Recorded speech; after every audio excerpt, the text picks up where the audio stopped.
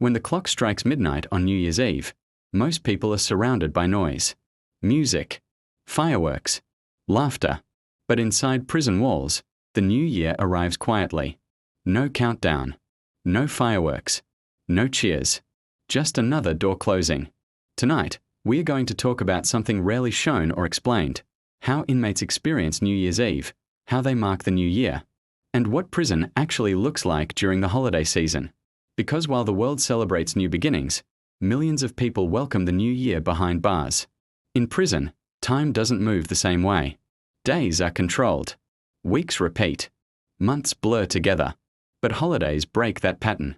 New Year's Eve is one of the few moments when inmates feel time clearly passing. Not because of celebration, but because it reminds them that another year is gone. One former inmate said, "New Year's wasn't loud. It was heavy." For many inmates, New Year's Eve isn't about midnight. It's about counting what didn't happen. Birthdays missed. Family moments gone. Another year not lived on the outside. As December approaches, prison changes, but subtly. There are no decorations like you'd expect. No bright lights. No festive music.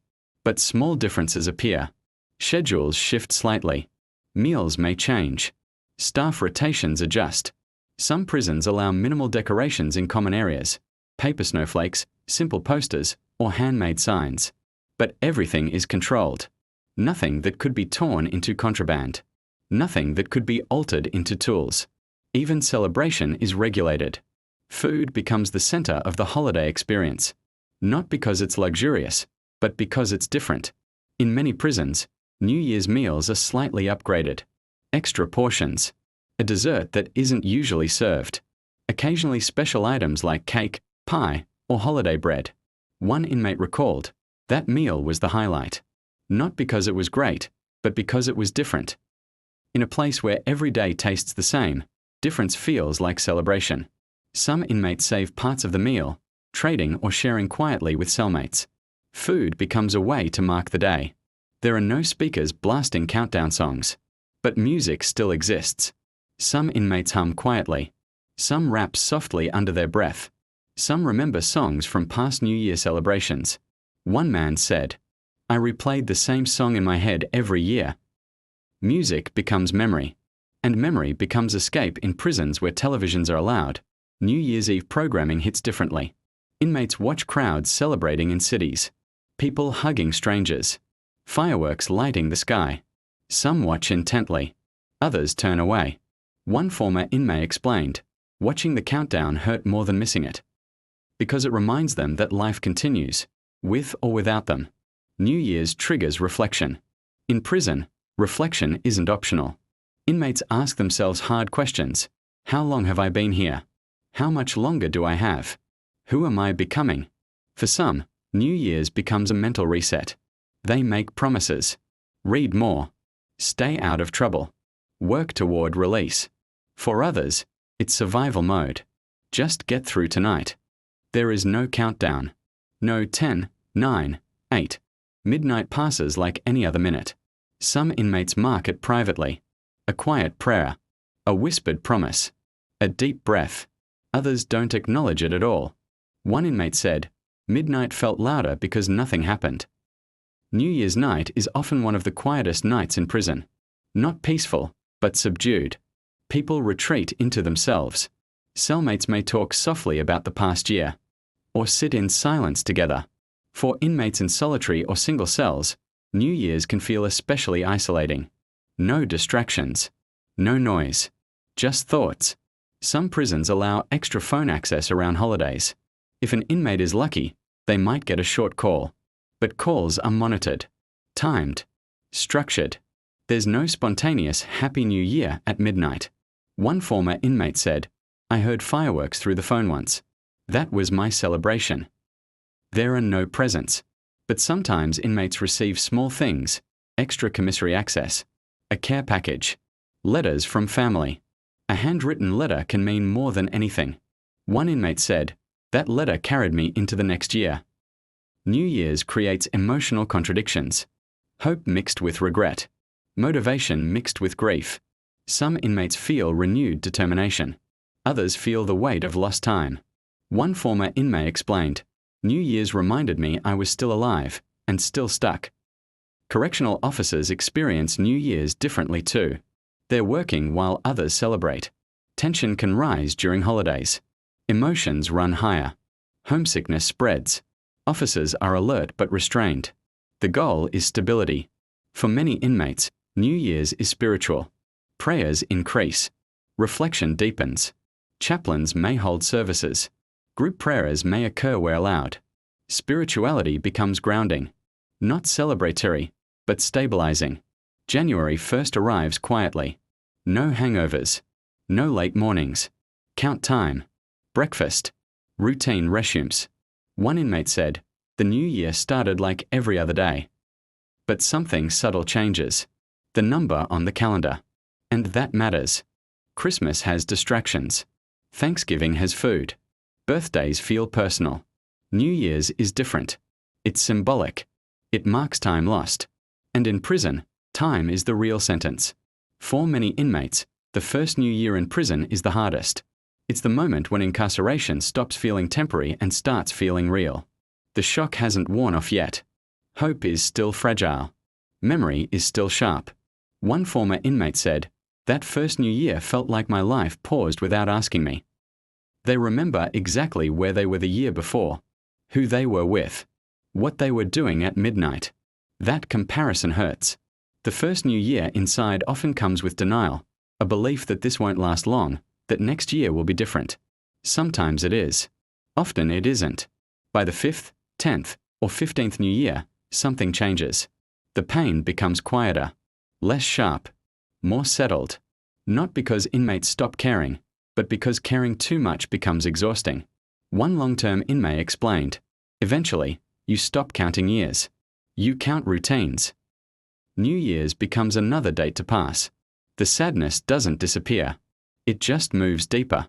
For inmates serving long sentences, New Year's carries a unique weight. Each year feels heavier than the last. Not because of regret, but because of distance. Distance from family, from society, from the version of themselves that once existed. One inmate serving decades said, "New Year's reminded me how far the world had moved without me." Technology changes. Culture changes. People change. And prison stays the same. Outside, resolutions are optimistic. Inside prison, they're practical. Stay out of trouble. Avoid conflicts. Get through another year. Some inmates make deeper resolutions. Take education seriously. Work toward parole. Change behavior patterns. Others make no resolutions at all. One former inmate said, "Hope can be dangerous if you don't protect it." So many inmates learn to limit expectations. For inmates nearing release, New Year's feels different. Time speeds up. They imagine where they'll be next year, what they'll do at midnight, who they'll call. But anxiety grows too, because freedom comes with uncertainty. One inmate close to release said, "I wanted time to hurry up and slow down at the same time." New Year's becomes both promise and pressure. Around New Year's, commissary takes on special meaning.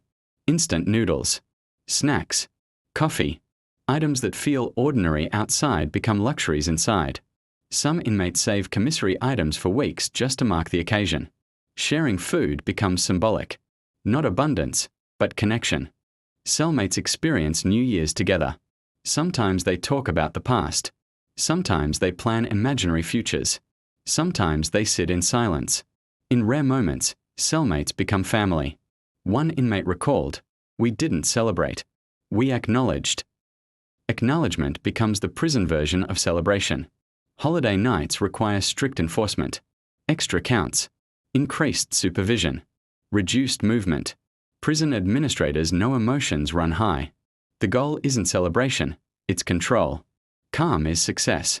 Not every inmate gets to call home. Lines are busy. Time slots are limited. Technical issues happen. Missed calls hurt deeply. One former inmate said, "Missing that call hurt more than missing the holiday." Silence becomes louder on nights like this. On New Year's, memory becomes a coping mechanism. Inmates replay old celebrations in their minds. Fireworks, music, faces. Memory is free. And that makes it powerful. But it can also be painful. Some inmates create rituals, writing letters they'll never send, praying quietly, journaling thoughts. These rituals replace fireworks. One inmate said, "That was how I reminded myself I still existed." January 1st looks like any other day. Same walls, same bars, same routine. But the emotional residue lingers. The calendar flips. The sentence doesn't. Christmas has warmth. Thanksgiving has tradition. New Year's has time. It confronts inmates with what's gone and what's still ahead.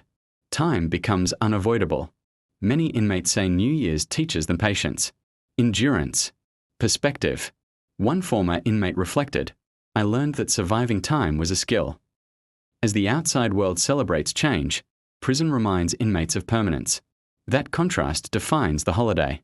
Despite everything, hope exists. Not loud, not flashy, quiet. Hope that next year will be different. Hope that growth still counts. Hope that time hasn't erased meaning. New Year's in prison isn't about celebration. It's about survival, reflection, and time. It reveals how deeply humans need milestones, even when they're painful. When the new year arrives in prison, it doesn't arrive with noise. It arrives with awareness. Awareness of time, of distance, of everything that didn't happen, and everything that still might. For inmates, New Year's isn't about celebration. It's about survival. It's about marking another year endured, another year learned from, another year closer, or farther, from freedom. Behind prison walls, there are no fireworks, but there are thoughts that linger longer than sound ever could. Thoughts about families celebrating without them, about children growing older, about lives moving forward beyond the gates. And yet, even in that silence, something remains. Hope. Not the loud kind. Not the kind that makes promises. The quiet kind that says, "I'm still here. I'm still alive. This year still counts." Prison strips away comfort, choice, and time. But it can't erase reflection. It can't erase memory. And it can't fully erase the human need to believe in a tomorrow. So while the world welcomes the new year with cheers, inmates welcome it with resolve. Another year faced. Another year survived. And when freedom finally comes, many former inmates say they never hear New Year's the same way again. Because once you've spent a new year behind bars, you understand something most people never do. Time is the real sentence. And every new year, no matter where you are, is something to be treated carefully. If you want more real prison stories and unseen perspectives, subscribe.